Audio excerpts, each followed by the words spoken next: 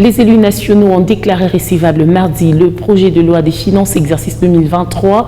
C'était lors de la séance plénière consacrée aux réponses du Premier ministre Jean-Michel Sama-Lukonde Kyenge aux préoccupations soulevées par les élus du peuple en rapport avec ces textes de loi. Dans son speech, Sama-Lukonde a épinglé les différentes préoccupations des députés quant aux dépenses publiques. Dans ses réponses, le Premier ministre a affirmé que le gouvernement a déjà affecté 1,830 milliards de francs congolais dans les secteurs sécuritaires, notamment pour les ressources affectées à l'armée représentant 6,5% du budget général et un accroissement de 55% en 2022. Suivez. Vous avez la parole.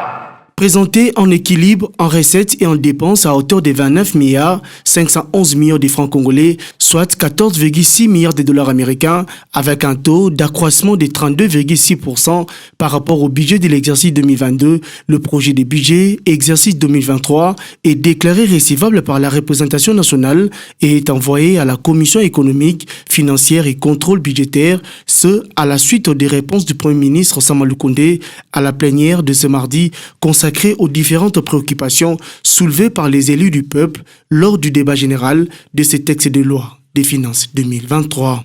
Dans ses réponses aux élus, Jean-Michel Sama-Lukonde a rappelé à la représentation nationale l'engagement de son gouvernement d'allouer des moyens conséquents au FARDC pour la pacification des zones en conflit avec comme focus la neutralisation du M23 afin de répondre les localités occupées par ces mouvements terroristes. Nos populations, dans la partie est de notre pays, font actuellement face à des actes de lâcheté et d'horreur de la part des terroristes sans foi ni loi qui opèrent ouvertement avec le soutien du Rwanda.